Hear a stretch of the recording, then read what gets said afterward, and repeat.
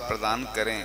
आचार्य श्री ने आशीर्वाद दिया और सरसेठ भागचंद जी सोनी ने शराब की मोहल्ला स्थित अपने निवास पर विराजमान शुद्ध भंडार को सोनी नसिया में 8 दिसंबर 1974 को आचार्य श्री के सानिध्य में स्थापित किया। तो आचार्य भगवान ने जिनवाणी की त्रिकाल उपयोगिता सर्वथा असंदिग्ध है।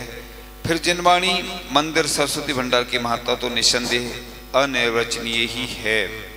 इस प्रकार से अपने उद्बोधन में आचार्य भगवान ने बहुत अच्छा प्रोत्साहन दिया और अच्छे ढंग से उसका शुभारंभ हुआ।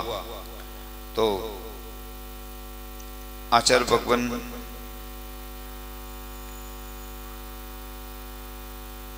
का एक संस्मरण कि एक दिन कक्षा में आचार्य श्री जी ने लू ज्ञान का संस्मरण सुनाया।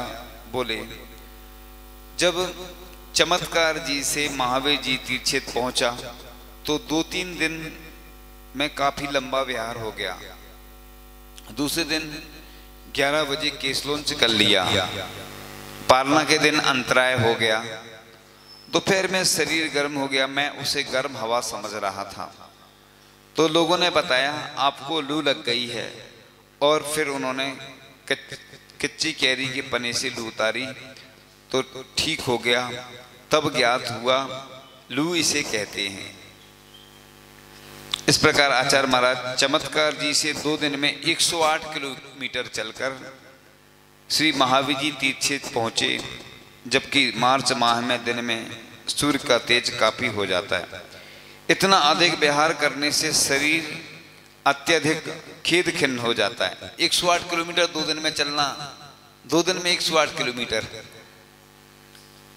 इसके बावजूद दूसरे दिन 25वां केसलोंच करना, उपवास करना, यह उनकी साधना की उत्कृष्ट दशा है।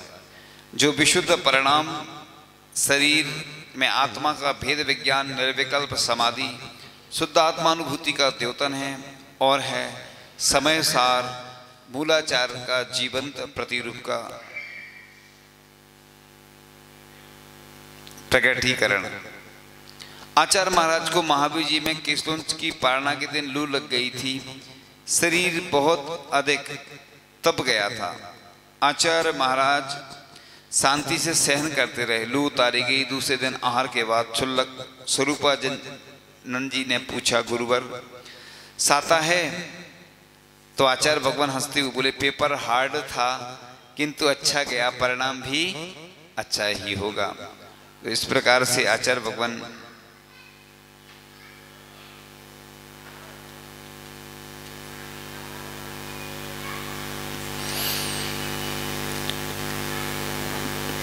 अब सन 1975 की बात थी। एक ही संस्मरण कई रूप में आता है अलग अलग। तो सन 1975 में महावीर जी पहुंचने के बाद आचार्य श्री का स्वास्थ्य बिगड़ा। जब लू लग गई और कैरी के पने से उतारी गई, तब शांतिवीर नगर में विराजमान आचार्य कल्पसूत्र सागर जी महाराज, मुनि श्री अजित सागर जी महाराज पूर्व वाले, पहले वाले मुनि श्री सुबुद्धि सागर जी आदि 6-7 मुनिराज एवं 7-8 आरिकाएं जी तथा कुछ क्षुल्लक ईलक महाराज एक दिन आचार्य श्री को देखने के लिए महावीर जी आए। आचार्य श्री जी मूल मंदिर के बगल में धर्मशाला में रुके हुए थे। वहां पर आचार्य कल्पसूत्र सागर जी संघ सहित आए। दोनों संघों की वंदना प्रतिवंदना हुई। बड़ा ही सुंदर वातावरण बन गया। उन्होंने आचार्य जी से बड़े ही वात्सल भाव से कुशल क्षेम पूछी और कुछ देसी उपचार भी बताया। चर्चाएं भी हुई।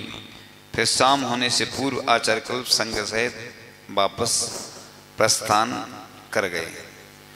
तो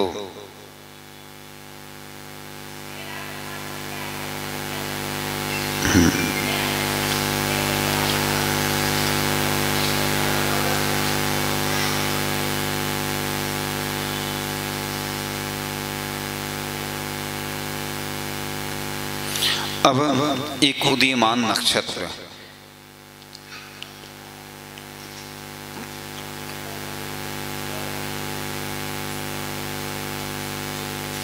आचार्य श्री के बारे में लिखा है कि 20 वर्ष की नई उम्र में जब युवक संसार के मोह माया ममता के जाल में सर्वथा ग्रसित हो जाते हैं, ये उस जाल को लांघकर वैराग्य के स्वतंत्र मैदान में कूद पड़े।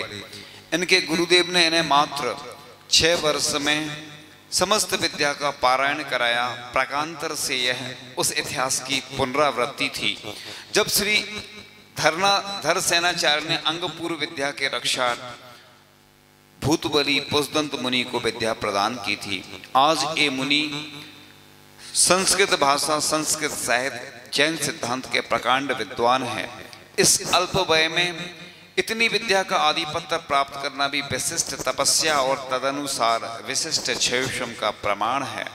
संस्कृत भाषा में पद्यात्मक श्रवण शतकम नामक ग्रंथ जो आचार्य श्री विद्यासागर जी महाराज द्वारा रचित है, उसका विमोचन करने का शुभ अवसर मुझे प्राप्त हुआ था।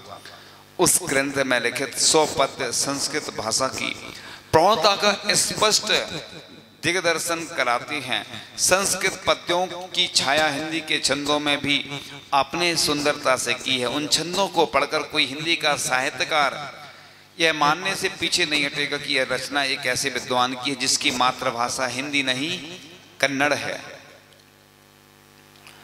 इस उम्र में विद्वता का इतना ऊंचा मापदंड स्थापित करना जितना आश्चर्यकारी, उससे अधिक आश्चर्यकारी उनकी चरित्र निष्ठता है।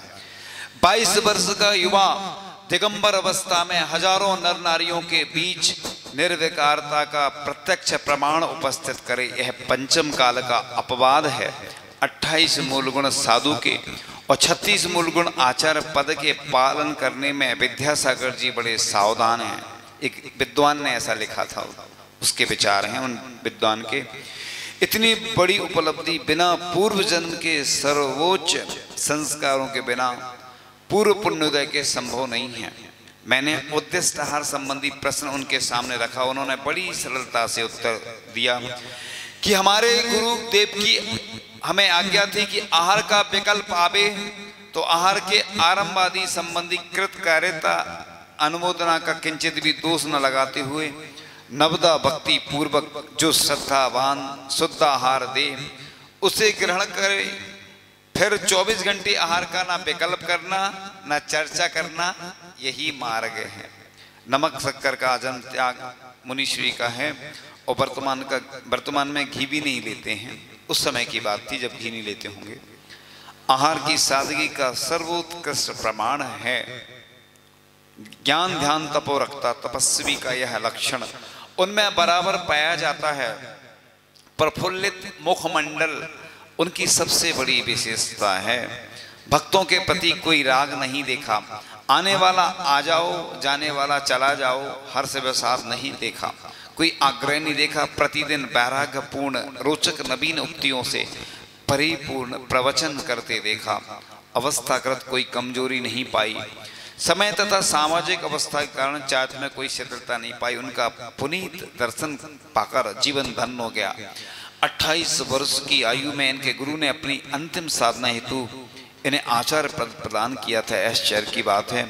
मैंने अपने मन में यह धारणा बना ली थी कि उनके मन में अपना संग व्यामोह होगा, इससे उनकी इतनी इसी अवस्था में आचार्य पद दे दिया होगा। पर आचार्य विद्यासागर जी के पुनीत दर्शनों तथा उनकी चरित्र चर्या को देखकर उक्त धारणा मुझे गलत लगी। जब वहां के प्रमुख पुरुषों द्वारा देवंगत ज्ञान सागर जी की समाधि की चर्चाएं सुनी, तब तो यह धारणा सर्वथा निर्मूल हो गई। तो आचार्य ज्ञान सागर जी का जब अंतिम समय आया तो उन्होंने कहा, मैं समाधि लेना चाहता हूं। नियम यह है कि समाधि लेने वाला किसी अन्य आचार्य के पास जाकर स्वयं का आचार्य पद त्याग कर मुनि पद में समाधि की प्रतिज्ञा ले। मेरी शारीरिक शक्ति अवन संग में जाने योग्य नहीं रही, अतः मैं श्री विद्यासागर जी को आचार्य पद देना चाहता हूँ और इनके पास ही समाधि ले लूंगा। लोगों ने स्वीकार किया। तब इन्हें विधिवत आचार्य पद की शिक्षा देकर आचार्य पद पर प्रतिष्ठित किया। तत्पश्चात उन्होंने उच्चासन पर बैठाया और आप नीचे बैठे तथा कहा, मैं आपके चरणों की सेवा में समाधि के लिए उपस्थित हुआ हूँ, मुझे समाधि दें। जो शब्द कहे थे उनकी आंतरिक शुद्धता के प्रतिबिंब थे।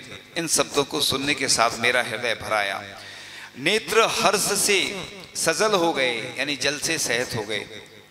धन्य है ऐसे पवित्र महात्मा को जो अपने ऐसे बाल शिष्य को जिसे एक एक अक्षर पढ़ाया हो, दीक्षा दी हो, उसे गुरु बनावे और उच्चासन देकर स्वयं नीचे आसन में बैठे। तत्पश्चात अपनी मान कसाय का इतना त्याग कर सके।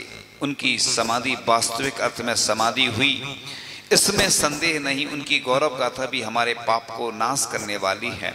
ऐसे महान साधक के योग्यतम शिष्यत्व को तथा उन्हीं के गुरुत्व को जिन्होंने प्राप्त किया, उन आचार्य श्री विद्यासागर जी का पुण्य आशीर्वाद समाज को सदा प्राप्त हो। वे अपने गुरु के यथार्थ गुरुत्व को प्राप्त हो, ऐसी मेरी हार्दिक भावना है। इस प्रकार बड़े बड़े विद्वानों के ऐसे लेख जिनके माध्यम से बड़े ही अच्छे संस्मरण प्राप्त होते हैं। और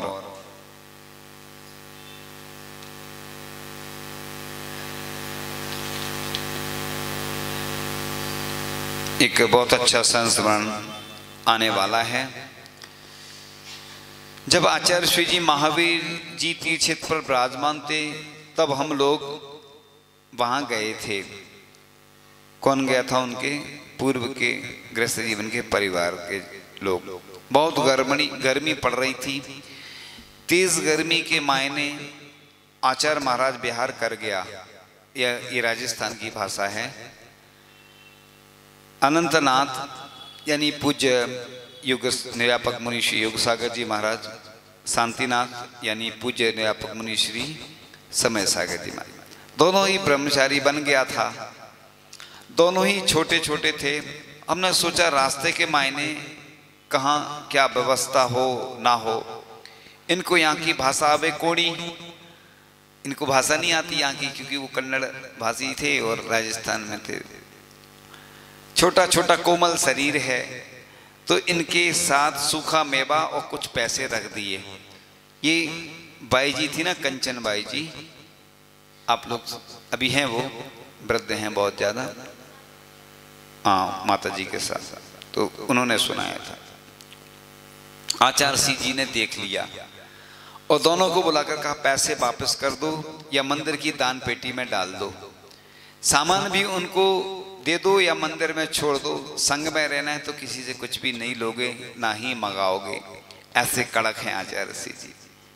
तो अगले संस्मरण की श्रृंखला में सन 1975 के जून माह में आचार्य जी भरतपुर से कुम्हेर पधारे थे। साथ में चुल्लक जी भी थे, ब्रह्मचारी भी थे। ब्रह्मचारियों में 2 छोटे ब्रह्मचारी जी थे जो आचार्य जी के ही छोटे भाई थे गृहस्थ जीवन के। और प्रवेश के दिन दोपहर में संगत चुल्लक जी ने समाज को बताया कि कल ज्येष्ठ कृष्ण अमावस्या तारीख 9 जून है, जो आचार्य जी के गुरु महाकवि ज्ञान सागर जी का समाधि दिवस है। आप यदि चाहें तो कोई कार्यक्रम बना सकते हैं। तो उन्होंने फिर वह कार्यक्रम प्रारंभ हो गया। आचार्य जी ने कहा था कि गुरु की समाधि के 2 दिन पहले हमने गुरु से कहा कि आप तो चले जाएंगे, लेकिन हमें क्या करना है कुछ बताएं। तब गुरु ज्ञान सागर जी ने कहा यदि आत्मा से प्रेम करते हो तो स्वाध्याय करते रहना, क्योंकि आचार्य ने स्वाध्याय को परम तप कहा है। हमने कहा ठीक है, स्वाध्याय करता रहूंगा। स्वाध्याय में अधिक मन ना लगे तो तब कर्म निर्जरा का कोई दूसरा हेतु भी है क्या? तो गुरु महाराज बोले इससे भी अधिक निर्जरा चाहते हो तो दूसरों को पढ़ाना, क्योंकि इसमें दूनी बुद्धि चिंतन मनन लगाना करना पड़ता है। इसलिए पाठशाला जरूर पढ़ाना चाहिए या किसी को स्वाध्याय करना चाहिए। अगर अपने पास ज्ञान है तो दूसरे लोगों को स्वाध्याय कराने से बहुत अच्छा अपना रिवीजन भी होता है, जैसा पूज्य ज्ञान सागर जी महाराज ने कहा था। तो दूनी नजरा भी होती है। फिर हमने कहा कोई पढ़ने नहीं आए तो मुनि किसको घर घर बुलाने जाए? तब गुरु महाराज हंसने लगे। फिर बोले कोई बात नहीं, कोई पढ़ने नहीं आए तो आचार्य के द्वारा लिखे गए शास्त्रों का अनुवाद करना, यानी भाषा से भाषांतर करना, प्राकृत से संस्कृत करना, संस्कृत से हिंदी करना आदि, इसमें एकाग्रता बढ़ेगी और कर्म निर्जरा भी बढ़ेगी। तो हमने कहा ठीक है, यह भी हम करेंगे। इससे बढ़कर के भी कोई और है निर्जरा का साधन? तो गुरु महाराज फिर थोड़े मुस्कुराए और बोले, गद्यानुवाद के बाद पद्यानुवाद है, पद्यानुवाद करना, इसमें अधिक कर्म निर्जरा होगी, क्योंकि इसमें एकाग्रता ज्यादा बढ़ेगी। इससे अधिक एकाग्रता श्लोक रचना में बढ़ेगी, वह करना, और तो इससे अधिक उपाय स्वाध्याय प्राणी में नहीं है। हाँ, इससे अधिक कर्म निर्जरा का साधन तो फिर बस ध्यान है, ध्यान में बैठ जाओ।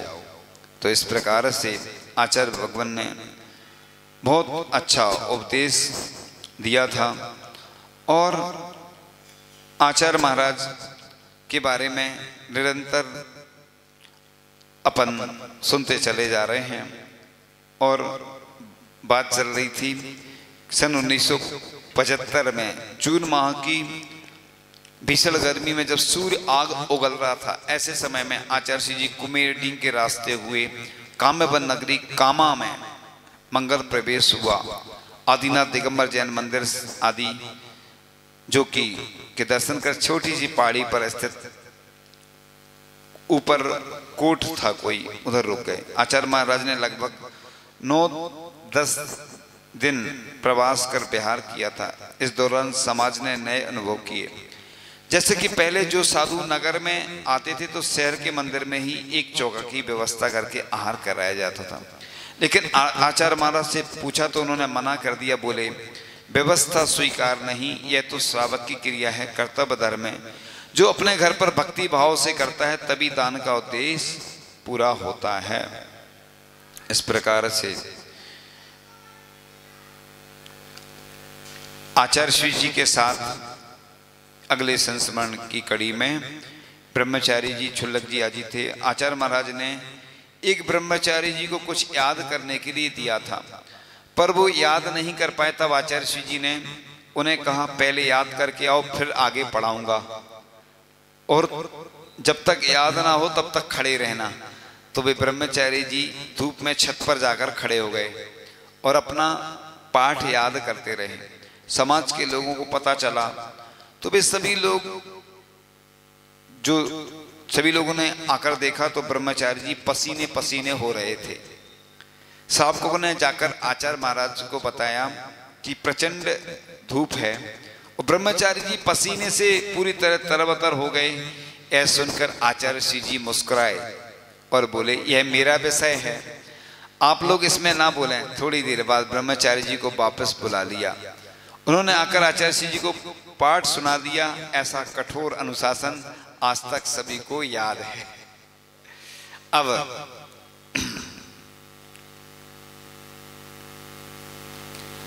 आचार्य महाराज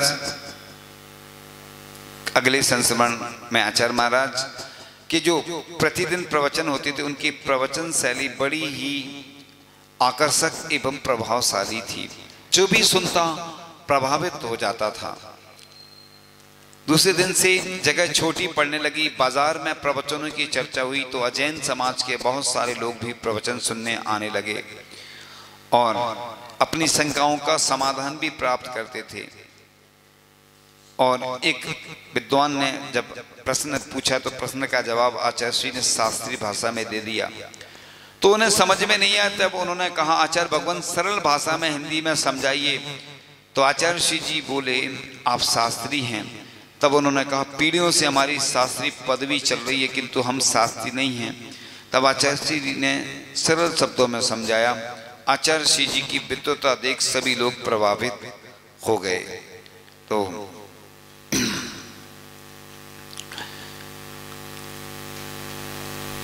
अब पर अगले संस्मरण की कड़ी में जून माह 1975 की बात थी, जब आचार्य श्री आगरा आए तब की बात है।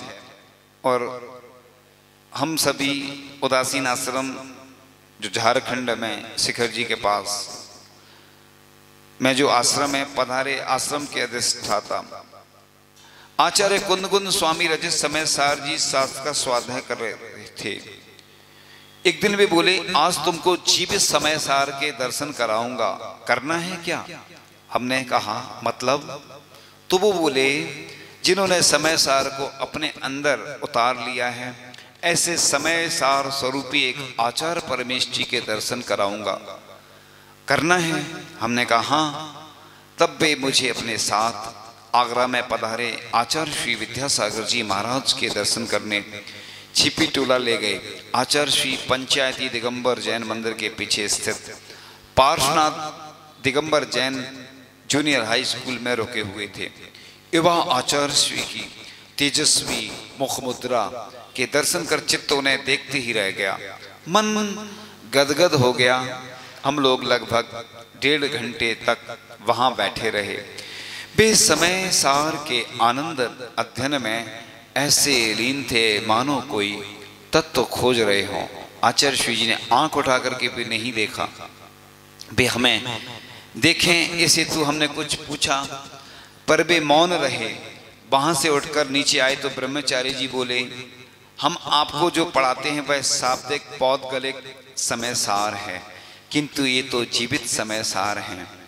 अगले दिन किसी को पता ही नहीं चला और आचार्य श्री जी ने केस लॉन्च कर लिया। जब वे प्रवचन के लिए मंच पर आए तब लोगों ने देखा आचार्य श्री जी ने एकांत कोठरी में केस लॉन्च कर लिया है। यह बात आगरा में चर्चा का विषय बन गई कि एक ऐसे अनोखे आचार्य हैं जो ख्याति पूजा लाभ से दूर रहते हैं। क्योंकि आचार्य कुंद कुंद स्वामी ने ख्याति को क्या कहा है प्राकृत भाषा में? खाई, यानी ख्याति नीचे पटक देती है। साधु जब दीक्षा लेते हैं तो प्रसिद्धि तो फैलती है। अगर साधु इस चक्कर में पड़ गया कि मुझे प्रसिद्धि मिले, मुझे लोग मेरा नाम खूब चले, तो ये दोष माना गया, यानी खाई में पटक देती है, नीचे चला जाता है साधु। लोग तो करेंगे प्रशंसा, इसलिए आचार्य कुंद कुंद स्वामी ने एक बहुत अच्छी गाथा लिखी है। सम सत्तु बंधु बग्गो सम स्वे दुखो पसंद से समो समलोट कंचनो पुण जीवित मरणे समो समड़ो, यानी अच्छे में भी समता रखना, फूल में भी और कांटों में भी। क्योंकि जब कोई अच्छा प्रवचन करता है, कोई अच्छा विषय सुनाते हैं तो लोग प्रशंसा करते हैं, लेकिन साधु समता रखते हैं। कोई बुराई भी करता है, लोग रास्ते में बच्चे बोलते रहते ना जब निकलते हैं हम लोग, तो उसमें भी समता रखना, कोई प्रशंसा करे। इसी प्रकार से आचार्य कुंद कुंद स्वामी ने एक बहुत अच्छी गाथा दी है। नियम सार में किम का हदि बड़ बासो काय किलेसो विचित वासो अजीर्ण मोड़ पहुदी समदा रईदस समरस, यानी बड़े बड़े उपवास कर लेना, बड़े बड़े तप कर लेना, मौन धारण कर लेना, स्वाध्याय कर लेना, समता के बिना व्यर्थ है। यानी 24 घंटे सामयिक चलती है साधु की, सिर्फ 3 बार नहीं होती सामयिक। अगर आहार में भी समता रख रहे हैं तो वो भी सामयिक है। अभी भी 24 घंटे जब भी जहाँ बैठे, तो ये समता साधु के लिए मुख्य निर्जरा का कारण बताया गया। तो आचार्य भगवान समता रखते हैं। तो इस प्रकार से आचार्य श्री की आगम युक्त चर्या एवं प्रवचन देख सुनकर आगरा समाज बड़ी प्रभावित हुई थी एवं आगरा में ही चतुर्मास कराने के लिए कई बार निवेदन किया। तब आचार्य श्री जी आगरा में चतुर्मास के योग्य स्थान को देखने के लिए कई मंदिर परिसरों को देखने गए, परंतु उनको कोई भी स्थान उचित नहीं लगा। कहीं पर कोलाहल था तो कहीं पर प्रासुक सोच के लिए स्थान नहीं था, कहीं पर साधना के योग्य वातावरण नहीं था। तब समाज के बड़े लोगों ने चतुर्मास के लिए सभी प्रकार की व्यवस्था बना देने की बात कही। तो आचार्य श्री जी बोले, आप अपना लाभ देख रहे हो, हम अपनी साधना के लिए निर्दोष योग्य स्थान देख रहे हैं। इस प्रकार से आचार्य भगवान विहार तो कर जाते थे, लेकिन अगर अच्छी व्यवस्था हुई तभी ऐसा वातावरण बनता था। एक आगे के क्रम में एक बहुत अच्छा संस्मरण आने वाला है। आचार्य श्री के प्रवचन व्यवहारिक उदाहरणों से इतने रोचक होते थे हैं कि वे सीधे हृदय पर अटैक करते हैं। एक दिन आचार्य महाराज ने नृतिचार व्रत पालन की महिमा बताई। बोले, नृतिचार व्रत पालन की महिमा अद्भुत है। एक भिक्षुक था, छोरी लेकर एक द्वार पर पहुंचा रोटी मांगने। रूखा जवाब मिलने पर भी नाराज नहीं हुआ, बल्कि आगे चला गया। एक थानेदार को यह देख उस पर तरस आ गया और उसने उस भिक्षुक को रोटी देने के लिए बुलाया। वह भिक्षुक थोड़ा आगे जा चुका था, इसलिए उन्होंने एक नौकर को रोटी देने भेज दिया। नौकर ने कहा, ये लो रोटी। थानेदार ने दी है, मैं रिश्वत का अन्न नहीं खाता। किसने कहा? भिखारी ने क्या बोला? मैं रिश्वत का अन्न नहीं खाता भैया। ऐसा कहकर वह भिक्षुक आगे बढ़ गया। नौकर ने वापस आकर थानेदार को भिक्षुक द्वारा कही गई बात कह दी और वे शब्द उस थानेदार के मन में गहरे उतर गए। उसने सदा सदा के लिए रिश्वत लेना छोड़ दिया। भिक्षुक की प्रतिज्ञा ने, उसके निर्दोष व्रत ने थानेदार की जिंदगी सुधार दी। जो लोग गलत तरीके से रुपए कमाते हैं वे दान देने में अधिक उदारता दिखाते हैं। वे सोचते हैं कि इसी तरह से थोड़ा धर्म इकट्ठा कर लिया जाए, किंतु धर्म ऐसे नहीं मिलता। धर्म तो अपने श्रम से निर्दोष रोटी कमाकर दान देने में ही है। शाम को एक सरकारी अधिकारी मिले तो बोले, गुरु महाराज की कन्नड़ टोन होते हुए भी प्रवचन बड़े ही प्रभावी होते हैं, हृदय परिवर्तन कर देते हैं, मेरा जीवन शुद्ध हो गया। और एक अजैन सज्जन जो रोज रोज प्रवचन सुनने आते थे, उन्होंने एक दिन आचार्य महाराज की आहारचर्या देखी तो श्रावकगण आचार्य जी को मीठा नमकीन देने की भरपूर कोशिश कर रहे थे, किंतु महाराज ने नहीं लिया। यह देख वह व्यक्ति बड़ा ही अभिभूत हुआ और दोपहर में स्वाध्याय की कक्षा में आए। महाराज से बोले, महाराज आप बड़े ही निर्दयी हैं। देने वाला दाता बड़ी ही भक्ति से आहार बनाता है और देता है, यदि आप नहीं लेते हैं तो उनको कितना दुख होता होगा। उनकी यह बात सुनकर वहां बैठे सभी लोग हंसते हुए यह सोचकर समर्थन करने लगे, जिससे आचार्य सिंह जी मीठा नमक घी लेने लगे। तो आचार्य सिंह जी ने भी हंसते हुए जवाब दिया, बोले, भैया देने वाले और लेने वाले दोनों व्यक्तियों का क्षयसम होना चाहिए। दाता के तो दानांतराय कर्म का क्षयसम होना आवश्यक है, पर लेने वाले का भी भोगांतराय कर्म का क्षयसम होना चाहिए। दाता लेने वाले के साथ जबरदस्ती नहीं कर सकता, क्योंकि लेने वाले के भी कुछ नियम प्रतिज्ञाएं होती हैं जिन्हें पूरा करके ही वह आहार ग्रहण करता है। हमारे व्रत ऐसे हों जो स्वयं को सुखकर हों और दूसरों को भी सुखकर हों। यदि व्रत निर्दोष पालन करते रहें तो कोई कारण नहीं कि सभी कार्य सफलतापूर्वक संपन्न ना हो।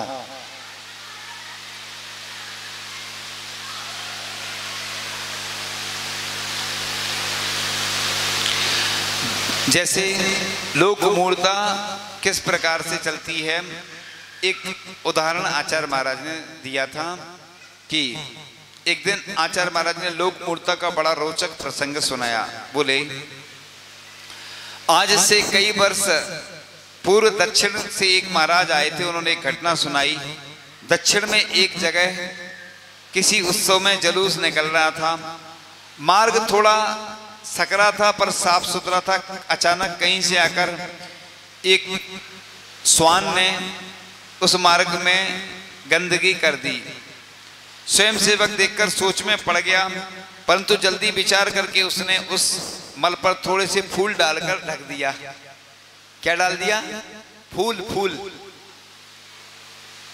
अब क्या था, एक एक करके जुलूस में आने वाले प्रत्येक व्यक्ति ने उस पर फूल चढ़ाए और धीरे धीरे वहां फूलों का अंबार लग गया। वह स्थल पूज्य बन गया। ऐसी मूर्ता के लिए भक्ति में कोई स्थान नहीं है। तो एक बार की बात है, अगले संस्मरण की कड़ी में एक दिन आचार्य महाराज ने बड़ा अच्छा उदाहरण दिया। एक बच्चा गुड़ खाता था। माँ बड़ी परेशान थी। एक साधु के पास पहुंची और बोली, महाराज इसका गुड़ खाना छुड़वा दीजिए, बहुत खाता है। साधु ने कहा, 8 दिन बाद आना इस बच्चे को लेकर। साधु ने इस बीच पहले स्वयं गुड़ खाने का त्याग किया और 8 दिनों में पूरी तरह से गुड़ का परित्याग कर दिया। 9वें दिन जब वह माँ आई उस बच्चे को लेकर, तो साधु ने उस बच्चे से कहा, देखो बेटे गुड़ नहीं खाना। बच्चे ने तुरंत उस साधु की बात मान ली और बोला, महाराज आपकी बात मान सकता हूं, माँ की नहीं, क्योंकि डॉक्टर ने माँ को भी मना किया है गुड़ खाने को कि तू छिपकर खा लेती है। बीच में उसकी माँ बोली, बाबा जी इतनी सी बात उसी दिन कह देते, मुझे 8 दिन प्रतीक्षा क्यों करवाई। साधु विनम्र भाव से बोला, माँ जी जब तक गुड़ में मेरी लिप्सा थी तब तक मेरे उपदेश का कोई प्रभाव हो सकता था। प्रभाव केवल आचरण का ही पड़ सकता है, वचनों का नहीं। वचनों में अद्भुत शक्ति तभी आती है जब उसके अनुरूप कार्य भी करते हैं। और अगले संस्मरण की कड़ी में एक दिन सभा के प्रारंभ में हमने कहा कि हम लोगों में और महाराज में क्या अंतर है। यही कि महाराज नीरस या रूखा सूखा आहार लेते हैं पर मृदु और मीठा बोलते हैं, और हम लोग बढ़िया बढ़िया स्वादिष्ट पकवान खाते हैं पर कटु और कठोर बोलते हैं। उस वक्त महाराज के मीठा नमकीन घी रसों का त्याग था। आहार में केवल दाल रोटी दलिया चावल और दूध के अलावा कुछ नहीं लेते थे। जैन साधु वैसे भी 24 घंटे में केवल एक बार आहार पानी लेते हैं। यदि उसमें भी अंतर आ जाए तो वह भी नहीं ले पाते हैं। कभी कभी स्वेच्छा से उपवास भी करते हैं, फिर भी सदा मस्त रहते हैं। उर्दू भाषा में उन्हें अलमस्त फकीर कहते हैं। उनसे भी बेहतर चर्या होती है दिगंबर जैन साधुओं की। महाराज जी ने प्रवचन शुरू करते हुए कहा, अभी अभी ये इशारा हमारी ओर था। कह रहे थे कि महाराज नीरस भोजन लेते हैं, यदि इनका बस चले तो ये डायबिटीज या हृदय रोगियों को भी महाराज कहने लगेंगे, क्योंकि महाराज कहने लगेंगे क्योंकि डॉक्टर उनसे भी नीरस भोजन लेने को कहते हैं। उनका घी नमक मीठा आदि छिड़वा देते हैं। कुछ महिलाएं हैं जो रविवार को नमक नहीं लेती, लेकिन एक दिन पहले बहू से कह देती हैं कल मावा की बर्फी और खीर बना लेना, कल हमारा नमक का त्याग है। भला यह भी कोई त्याग है, नमक तो नहीं लिया पर मीठे की मात्रा बढ़ा दी, इसमें त्याग या तप कहाँ हुआ। जो लालसा नमक में थी वह मीठे में चली गई। यह एक रस परित्याग नहीं, रस का ट्रांसफर मात्र है। उनके इस कथन पर श्रोताओं ने तुमुल करतल ध्वनि की, क्योंकि एक नई और सही बात जो सुनने को मिली थी। आचार्य जी ने आगे कहा, अरे भाई बाहर के रसों का छोड़ना रस परित्याग नहीं है, आत्मा में रस अर्थात आनंद का संचार होना वास्तविक तप है। समझे प्राचार्य जी। इस प्रकार से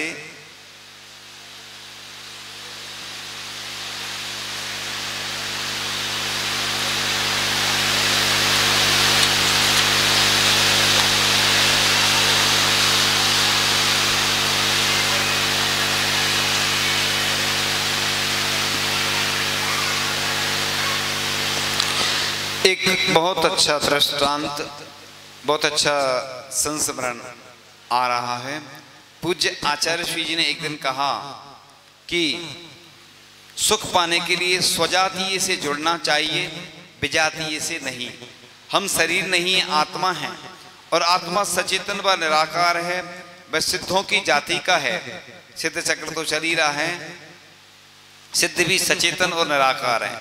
हमें उनसे जुड़ना चाहिए, पर हम किन से जुड़ना पसंद करते हैं? शरीर, घर परिवार, धन दौलत, सोना चांदी, वस्त्र वाहन और मोहन भोग आदि से। ये सभी पदार्थ तो अचेतन और साकार होने से विजाती हैं। विजातियों से लगाव या अटैचमेंट दुख का कारण है। सुख पाने के लिए अपने स्वजातीय सिद्धों से अटैचमेंट होना चाहिए। इस प्रसंग में आचार्य जी ने पूड़ी का उदाहरण देते हुए कहा, पूड़ी बनाने के लिए पहले गीले आटे की लोई को पूड़ी के आकार में गोल गोल बेलना पड़ता है। फिर चूल्हे पर रखी घी से भरी कढ़ाई में उसे छोड़ते हैं। उसे छोड़ने पर वह कढ़ाई की तली में बैठ जाती है, क्योंकि उसमें विजातीय पानी का संयोग है। चूल्हे की आग और खौलते घी के संयोग से जब पानी का अंश समाप्त हो जाता है तब वह पुड़ी फूलकर घी के ऊपर तैरने लगती है। फिर उसे कर छुली से कितना ही नीचे दबाने की कोशिश करो, वह कर छुली के अगल बगल से निकलकर फिर ऊपर तैरने लगती है। वह तली में नहीं रुकती। इसी प्रकार विजातीय से अलगाव या डिटैचमेंट होने पर यह जीव सिद्धालय में ऊपर पहुंच जाता है, फिर कभी नीचे नहीं आता। भैया यदि सुखी होना चाहते तो इसके लिए एक ही सूत्र है, विजातीय से संबंध छोड़ो और स्वजातीय से संबंध जोड़ो। तो बहुत अच्छा उदाहरण, सायंकालीन धर्म चर्चा के समय एक मुमुक्षु भाई आए। उन्होंने कहा, महाराज हमने जैन अध्यात्म के सर्वोपरि ग्रंथ समय सार का 4 बार स्वाध्याय पूरा कर लिया है, इससे आपको क्या लाभ हुआ? यह महाराज जी ने उनसे पूछा। वह बोले, समय सार के स्वाध्याय से हमारी संपूर्ण इच्छाएं समाप्त हो गई हैं और किन्हीं पदार्थों में हमारी कोई रुचि नहीं रही। पूज्य आचार्य श्री ने गंभीर होकर कहा, यह तो कमाल हो गया जी। कुछ दिन पहले एक बड़े विद्वान हमें बता रहे थे कि समय सार का 7 बार स्वाध्याय करने पर भी अपनी इच्छाओं पर विजय नहीं पा सके। एक इच्छा पूरी हुई कि दूसरी आधमकती है, दूसरी के बाद तीसरी और तीसरी के बाद चौथी इच्छा के जन्मने का सिलसिला चलता रहता है। यह बात बताकर पूज्य श्री ने उन मुमुक्षु भाई से कहा, आपने तो 4 बार स्वाध्याय करके ही 7 बार वाले महामनीषी को पछाड़ दिया। आपका स्वाध्याय करना तो सार्थक हो गया। प्रशंसा सुनकर मुमुक्षु भाई का सीना गर्व से चौड़ा हो गया। कुछ देर तक धर्म चर्चा चलने के बाद आचार्य जी ने अचानक उन भाई से पूछा, ए बताइए कि प्लेट में एक रसगुल्ला रखकर आपके सामने पेश किया जाए तो आप क्या करेंगे? तपाक से वह बोले, हाथ से रसगुल्ला उठाकर मुंह में रखेंगे और गले के नीचे उतार लेंगे। महाराज खिलखिलाकर हंसे और बोले, rasgulla can't go to mouth without intention, अर्थात बिना इच्छा के रसगुल्ला मुंह में जा ही नहीं सकता। यह बात सुनकर मुमुक्षु भाई से कुछ कहते नहीं बना और वह हाथ जोड़कर चलते बना। पूज्य आचार्य जी बहुत अच्छा बोलते हैं। प्रातः के 7 बजते बजते लोग हृदय घटिका के अलार्म से प्रेरित होकर शहर से जैन नगर की ओर चल पड़ते। लगता जैसे कि उधर कोई मेला बेला हो रहा है, जहां स्त्री पुरुष बच्चे और बूढ़े प्रौढ़ और जवान जैन और अजैन सभी भाग भाग कर पहुंच रहे। आचार्य भगवान का ऐसा चलता था। अब अगले क्रम में भजन का क्रम आता है। संस्मरण आज के पूर्ण होते हैं। कैसे अदा करेंगे रे गुरु आपके सहारे, हम तो बने सितारे गुरु आपके सहारे। तन को रचा समारा माता पिता ने मेरे, जीवन संहारा तुमने फिर ज्ञान उर हमारे। तुम देवता से बढ़कर मेरे लिए हो ईश्वर, पथ के प्रदीप मेरे गुरुदेव जी हमारे। कैसे अदा करेंगे उपकार हम तुम्हारे, हम तो बने सितारे गुरु आपके सहारे। तुमसे मिला है सब कुछ तुमको क्या भेंट दूं मैं, सूरज के आगे जुगनू की बात क्या करूं मैं। जीवन सजाने वाले बस इतनी आरज़ू है, नजरें न मोड़ लेना कदर से कभी हमारे। कैसे अदा करेंगे उपकार हम तुम्हारे, हम तो बने सितारे गुरु आपके सहारे। इस प्रकार आते हैं आपके सामने। मेरे सवालों का जवाब दो ना। आता है पहला प्रश्न, आचार्य ऋषि ने ब्यावर में किस संस्था के लिए प्रेरणा दी थी?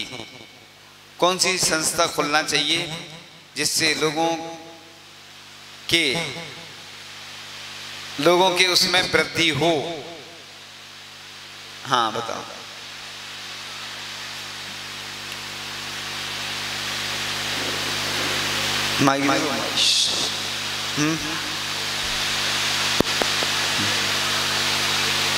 सुनाई नहीं दे रहा।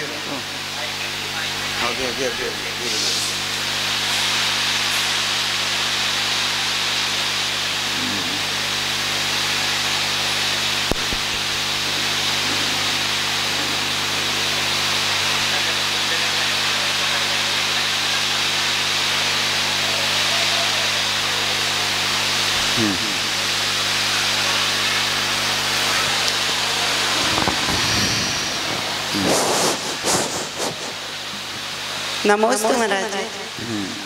आचार्य श्री ने शास्त्र संग्रहालय आचार्य श्री जी ने शास्त्र संग्रहालय के लिए प्रेरणा दी थी। वो उसको बोलते ना ग्रंथालय, शास्त्र भंडार। बहुत अच्छा उत्तर है। ये है पुस्तक, इधर सामने से दिया करो, इधर से उधर टेबलें लगी। अच्छा टेबल लगी, ये सामने से कहना। चलो वहीं दे दो, दे दो, दे दो वहीं, या इकट्ठी दे दिया करेंगे ना, इकट्ठी दे रहे, नहीं तो एक साथ दे देंगे ना बाद में। चलो बाद में, हाँ जब तक प्रस्तुति तक क्रम वहीं रख लो, वहीं ये ले जाओ, वहीं रख देना, सो वहीं दे देना।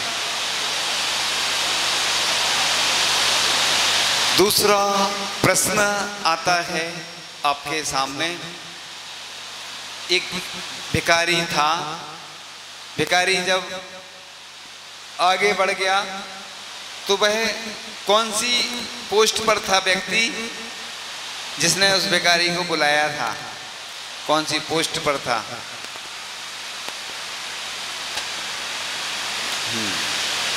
हाँ वो आगे इधर बैठे।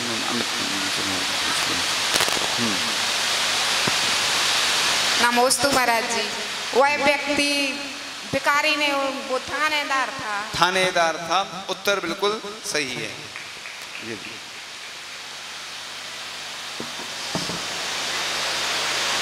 उनको भी। तीसरा प्रश्न आचार्य महाराज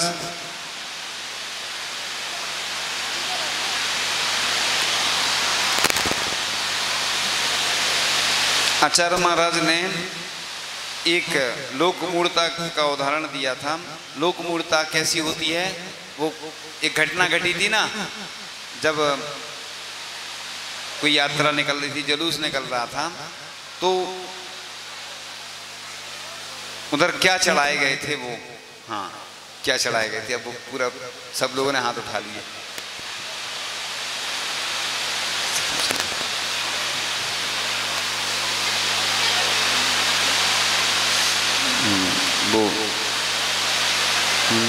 वो बादामी कलर वाले, बादामी, हाँ वही लाइट कलर में है ना, लाइट वाले बादाम।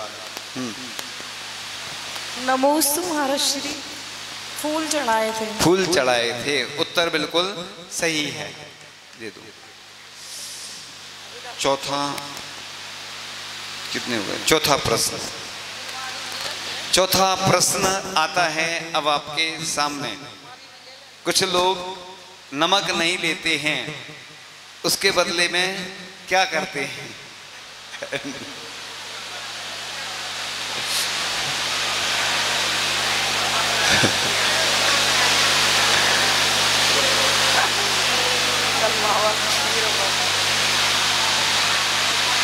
हाँ वो ग्रीन वाली है ना, ग्रीन। हाँ माइक दे दो, दे दो।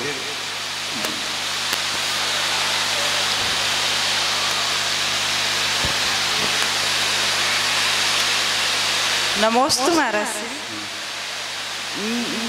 नमक नहीं लेते हैं तो फिर दूसरे दिन मीठा और बर्फी का क्वांटिटी बढ़ा लेते, सेवन करते हैं। हाँ नमक नहीं लेते हैं। आचार्य जी ने उदाहरण दिया था रस परित्याग तप की सही परिभाषा, कि कई लोग नमक तो नहीं लेते हैं, उसकी जगह अपनी बहू से कह देती है सास के ऐसा ऐसा बना लेना, पहले से बता दिया, तो ये रस परित्याग नहीं कहलाता है। उत्तर बिल्कुल सही है।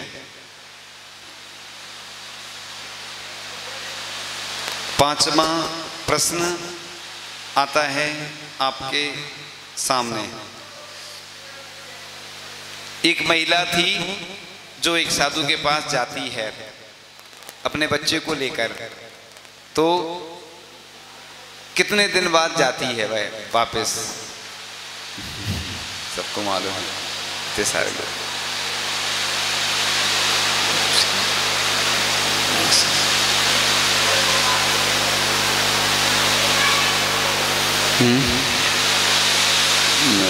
ये सबसे आगे पीले वाले, पीले, हेलो।